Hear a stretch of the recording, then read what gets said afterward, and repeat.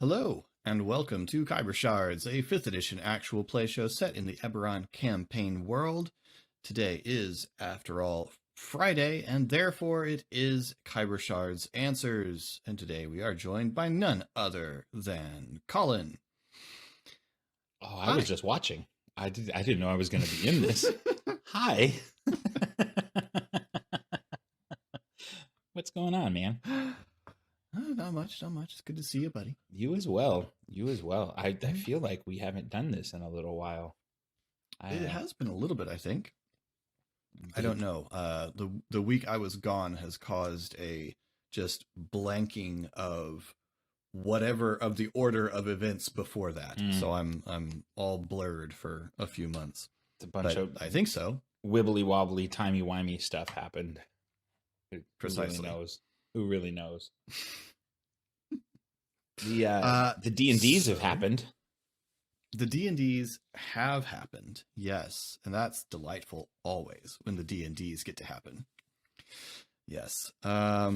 Cool. Well, we have some viewer questions about the personage of Pog, which you portray. I'm familiar with him. Mm-hmm. Mm-hmm. We'll see. Is this Pog trivia? God, I would be so bad at Pog trivia. Is that weird as a player that I would be terrible at character trivia? I'm fairly certain Laura and Mia know far more about me as a character than I do. That's yeah, that's probably true. I definitely get corrected or not corrected, but I definitely go to Laura as a resource for remembering things my characters did I never renewed. I'm Spartacus asks, Colin, your first RPG campaign, right? Correct. And also, I'm Spartacus. Thanks for watching and asking questions. Seriously, yeah. Welcome. Uh, Spartacus wants to know, is there anything about Pog besides the name early on that you'd go back and change now? Oh, that's such a And I guess connected, how do you feel he's grown most during the campaign? that's such a good question. Uh and it's a good thing you asked that after first RPG campaign because that's what makes it hard to answer. Mm-hmm. Philip and I have discussed repeatedly how I feel I have grown as a player into a more confident one, which in turn has shown itself through Pog being a bit more confident, independent character, choosing his alliance now instead of feeling maybe bound to it or unsafe without it. Yeah. Um, and so that's how I would say Pog has grown the most. Is there is a definite sense of self awareness and self assuredness, which Mm-hmm. has also coincided with Colin, the player, knowing what to do. And not always, because I had my worst moment of D&D in this last week's episode. It's the worst moment I've had, which was in the interaction with Dane going, tell me something else. Just give me more, please. I don't know how to ask, but give me informations. And, Yeah. so still rookie player, but getting a character who I didn't intend to grow along with me, but having had that happen has been very satisfying. What I would change now um, is a tricky one because I really, and I don't know how much this is. I intend it to be giving and generous to Philip and not to be taking anything away. I feel like everything has worked really pretty well in the things that Pog has set out to do, and I think that that's probably because of how Philip has given the story to us. Failures have happened, absolutely, but there have been opportunities for the character to grow and change with the situations, and that's I don't know that I would. go back and change. If maybe one thing, it's still something that I'm into. Um, Maybe I would make him a pure blood, uh, so that Mm. I could have the same kind of intense bond to my ancestry that the others in the group seem to have, uh, and Hmm. and yet there's still something to be said about how enjoyable it is to see this internal struggle of being a bastard play out and not knowing where aspects of him come from. So I Yeah, don't know. I'm pretty happy with our boy Pog Harad. I genuinely am. I'm glad to hear it. I have enjoyed. I think one of the things I've enjoyed very much about this campaign is, while there are a couple of overarching things that I have developed, most of the most interesting angles of the story have been places where the players gave me hooks. So we've got, Pog's uh, mysterious apparition whenever he goes into a rage, that we're finally in a position where Pog's aware of it enough that we can begin to Mm-hmm. explore that. And we've got what exactly is up with Shade's nightmares and Shade's background, Esri's mark, Ari's curse, like all of these. Who? Right. Um, I really didn't come up with any of these things. Mm. It was very much the players um, gave me their character pitches, and I used those as story hooks, as plot hooks in a lot of ways to drive the story forward. Some of it then gets connected into the big the big narrative that I have in mind. Um, gets hooked into that, but really we'd have an entirely different plot to the story if you guys had built different characters. Mm. Um, and if one of the characters were to leave the story, it would alter the plot significantly, because I really Yeah. like that. Let's make the story explore things from the character perspective. It's tricky because you don't want to put all of the narrative pressure of the story on one character or another, because that can be intimidating to a player. It can also, what do you do if that character dies? Right. But it's I think a lot more fun to get to interact with the player character stories, and to have that opportunity when you're running a campaign. That's how I prefer to explore things in a campaign if I can. So It's I've been very happy to it's satisfying uh, to be a part of. good to take part of that. Um, Spartacus also asks, how glad, mad, sad are you that the romance has pushed a bit to the sidelines?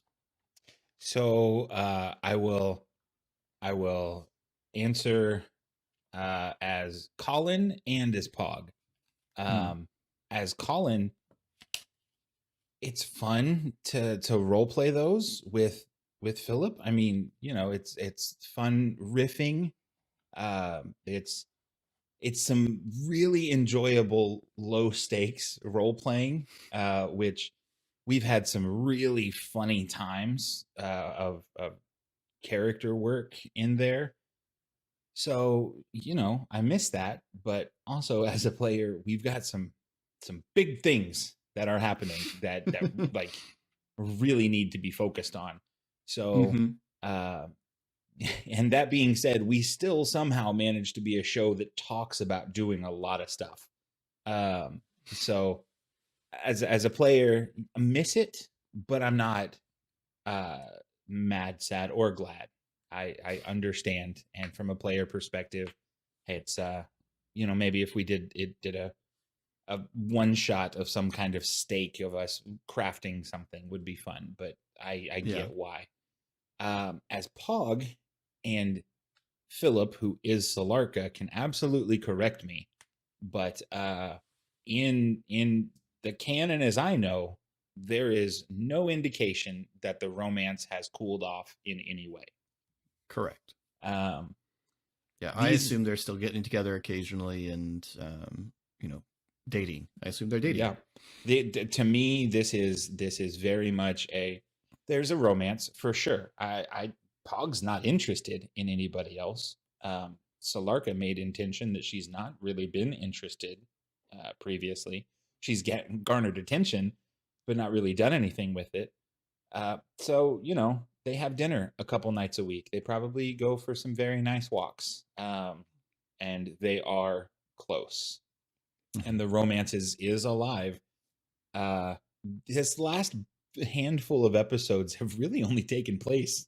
I think we're at like 36, 48 hours that things have happened during. So yeah, it's been a lot going on in a very short amount of time. And Solarka will be mad when she finds out that Pog woke up and charged into the Feywild. But she's also involved in a romance with Pog and understands that, hey, Shade, and maybe if she remembers who Ari is one day, my friends needed me to go with them. She's going to go, well, I just wish I could have given you a kiss on the cheek and said good luck. But that's the romance is alive and well between Pog and Solarka, and being nurtured in their downtime. Excellent.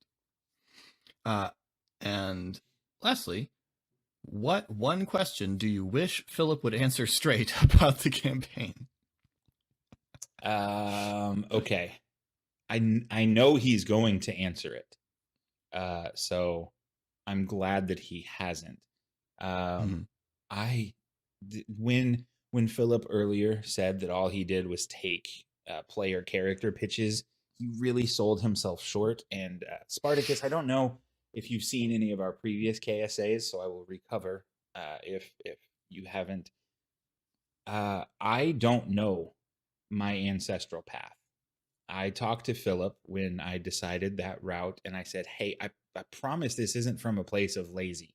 I will absolutely write this out.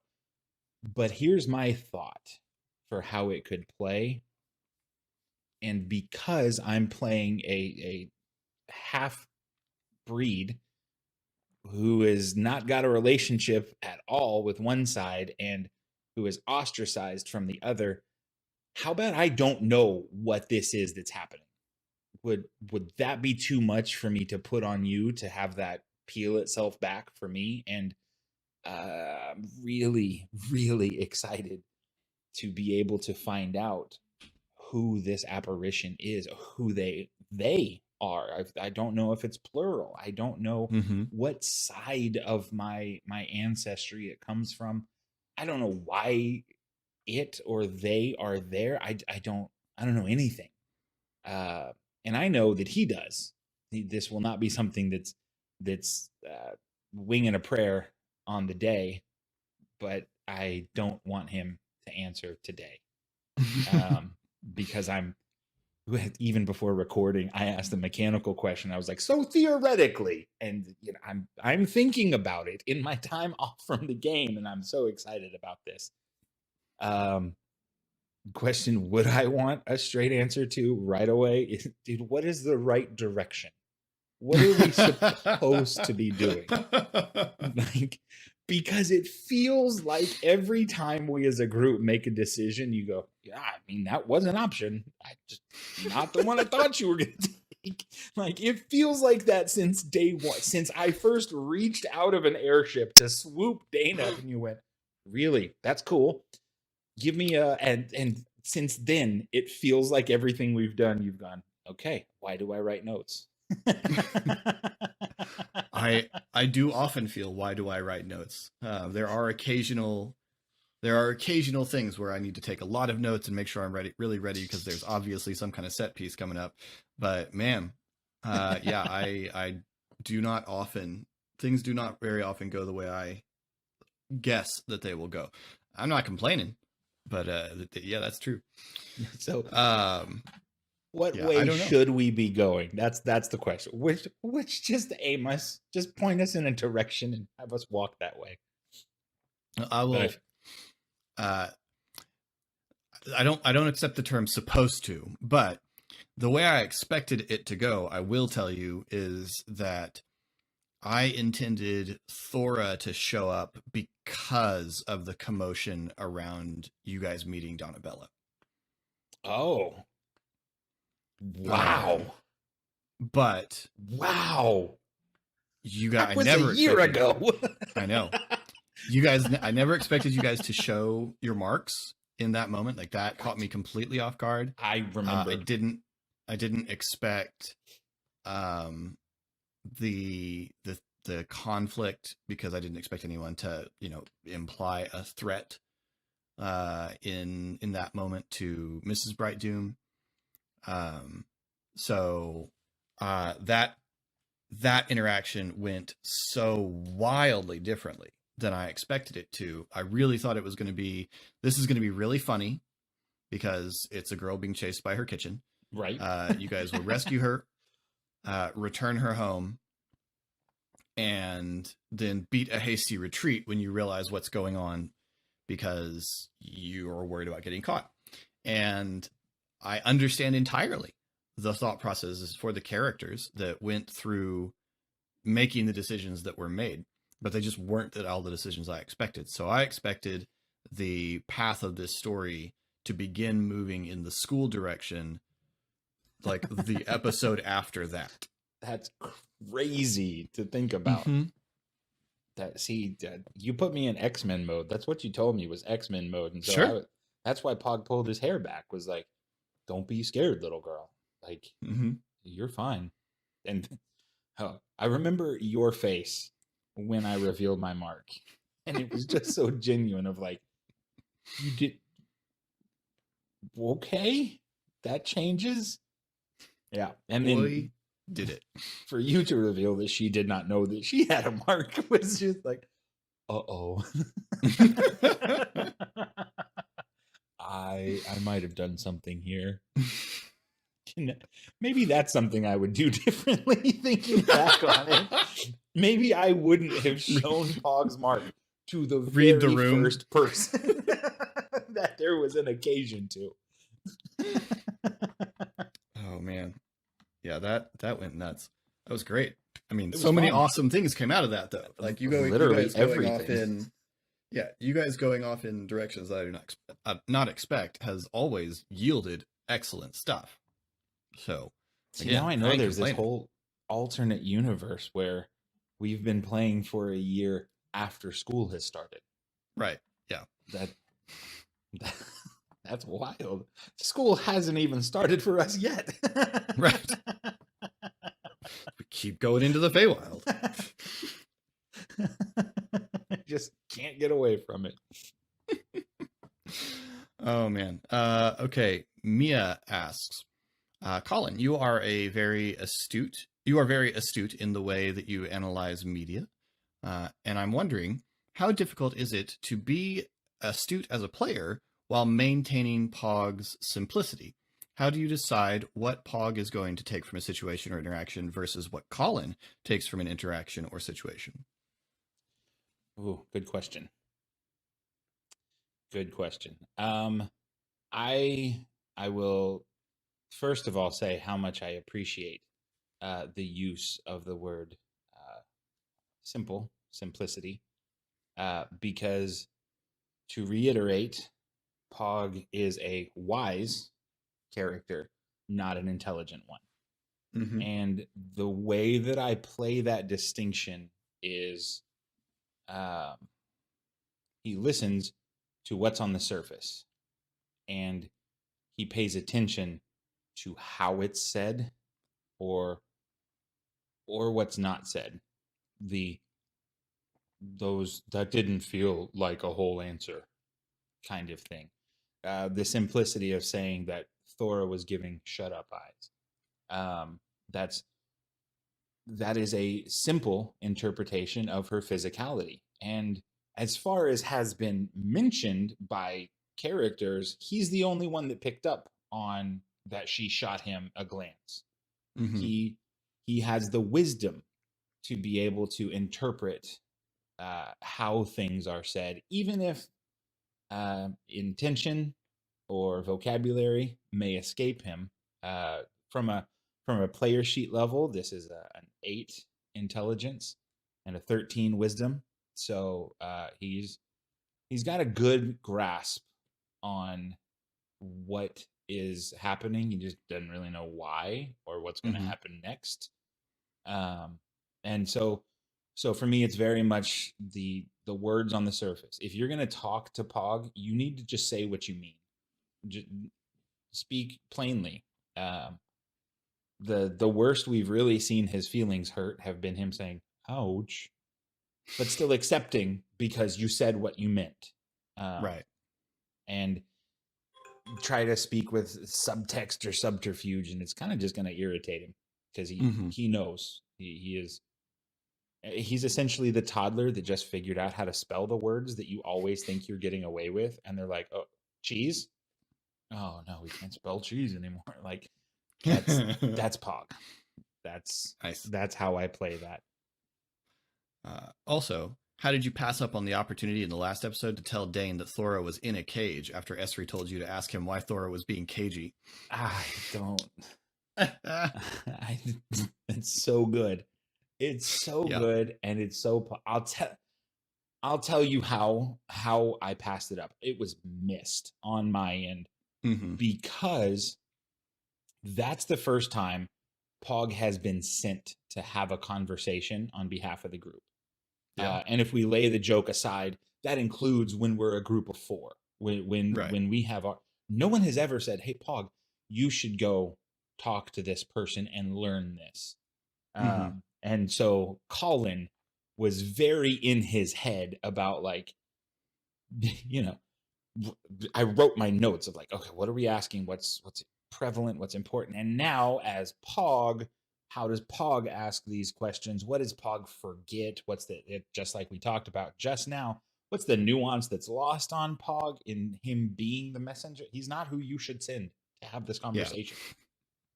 So how do I play that down? And so I honestly I got lost in that, and because the sequence went from us talking as a group, Pog leaving, to then me internally screaming about having to role play this while also listening to Casey and RA role play with River. Like it was Yeah. I can't believe that watching Mia, you were able to keep that joke in your mind until the appropriate scene, much less me to have come up with it on the moment. I would love for Mia to play Pog for an episode. I think she's got it.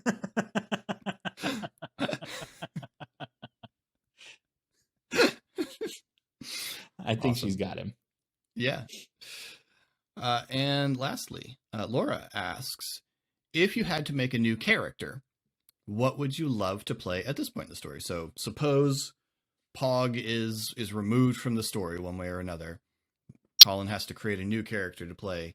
What would you want to play? First of all, going back to Spartacus is at the top. Boy, that's really hard to think about because this is the second character I've made and spent time with, and I've never spent this much time with the character before. Mm-hmm. It is sad to think that there will be a day where I don't play Pog again.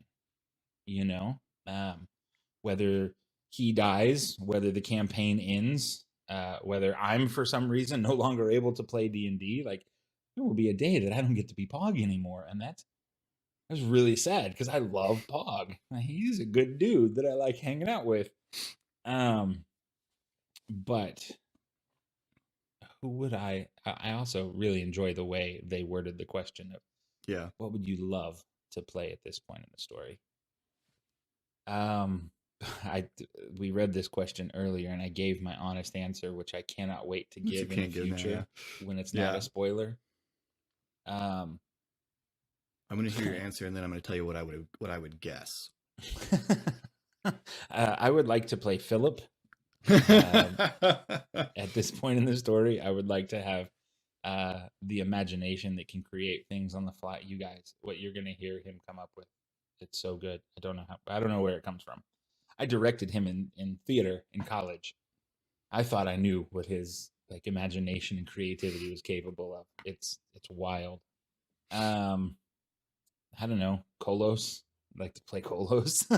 that would be fun. Honestly, after a year, I feel like I've gotten stronger mechanically Mhm. with the game, and I think I would like to try playing a magic user. Okay. You know, when you've got Ari casting shatter inside someone's skull, and grabbing things from across the room, like that's really cool. That's Mm-hmm. that's really high fantasy stuff. That's very, very cool. Um, I think that the next character I play will probably be a substantial departure from Pog. No more two-handed weapons. Maybe like a hobgoblin. Some super Hob- little. Hobgoblins are super cool in Eberron. I have another character sheet created for the event that you will have us use at some point Mm-hmm. Yep. in the future.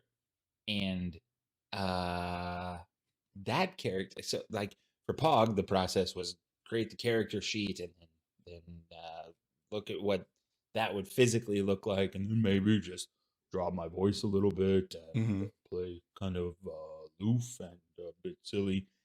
And like I sat around in my apartment looking through races and attributes and trying voices on my own, and I'm so very excited for the chance. I am too. That's probably who I would use. I would, Yeah, yep, that yep. makes You sense. know the name. Yeah. You know the name. That's what I would do. You'll get to meet them at some point, Yep. but yeah, that's who I would play. My guess is I was trying to think like what's because there's the thought process of every D&D player you play, every D&D character you play is in some way like a little splinter of your personality, and the things that you really dig. And so Pog is very much the the big guy. Colin's a big guy. Pog is the Pog's the Pog is I think in a lot of ways a really good fragment of Colin's personality, because Colin is big and visually can be intimidating when you meet him, but Colin is also genuinely this really nice, sweet guy. And I think Pog really reflects that aspect of Colin. He's the half-orc barbarian, but he's kind of a teddy bear. It's a nice thing. So I think that another facet of if I was just going to guess, I think I can imagine you playing, I can imagine you playing a really, really like dark color scheme, stealthy character as well. I can imagine you as like, playing some member of the Moonspear tribe as a rogue or something like that. Still Dressing with the high up like damage. we did for our band nights. Right. Yeah. Swooping. With the maybe with there's a rogue archetype called Arcane Trickster that you get some magic and to play with and that kind of thing. I get to be a half caster. So I can. That was my guess. Is as I could totally see myself ranger enjoying or rogue with a really dark tone to your character and very, very quiet. Yeah. This is a group that I have, as a person, grown very comfortable having my voice with. Mm-hmm. But there's also something appealing about playing the dark stranger that doesn't speak very often. That that kind of wispy figure in the shadows in the back. That's there. Gonna get into it, but you don't really know why they're in the room. Yeah, I can definitely see that. I can see that. Yeah. Or just attempting to build a Gambit. That's also the thing that I always kind of half expect you to do. I tried. Is to just try to build Yep. Gambit. That was the intention. That was absolutely the intention when this thing started. And then when you're building from level 1, I was just like, oh, I can do like one thing. Yeah. If I build the class this way. By the time I hit 12, I'm Gambit. Until then, I'm just like, hey, I did my thing. Now I need to pull back and get away a little bit, kind of watch things. So yeah, that's Gambit is literally that. Everybody else plays 6 Degrees of Kevin Bacon, and for me, it's just Gambit. It's always somewhere in the back of my mind. He and Deadpool are just chilling on a couch in the back of my mind, like, I bet he thinks of me next. Nope, it's me. He's thinking of me next for sure. It just rotates between those two. Outstanding. Well, that is all of our questions for today. So we will wrap up there. Once again, thank you so much for those who submitted questions. We really appreciate it. It's so much fun to interact with and to spark discussion off of your questions. Spartacus, there is no abusing the submitted questions. Submit away, man. It is. We love it. Yep. It is genuinely flattering that you watch, and it is so special to know that you are in any way invested enough to have a question. It means a lot to all of us involved. So thank you so much for those of you who watch. Thank you so much for those of you who interact with us on the Discord or in the watch party that Mia hosts or down in the comment section. Down below, you will find links to all of our various social media where you can get in touch with us and interact with us. You also find a link to Colin's Twitch where he streams as Sorry BTR. The O is a 0. Mostly still on Tuesday. Is that still the main thing? Mostly still on Tuesday. Usually it, yeah. And occasionally some other times, but mainly on Tuesdays. So go check him out. He's a very engaging Twitch streamer. We have fun. We do. And if you want to support the channel, you can give us a like or a comment or subscribe or share, any of those buttons down there that feed the almighty algorithm. They're all good buttons. They're all good buttons. There are no bad buttons down there. Just hit any of them that you want to. Hit all. I don't care. Do your thing, man. In the meantime, we will have a new episode of Khyber Shards coming this Monday and a new Khyber Shards Answers next Friday. And until then, thanks for rolling with us.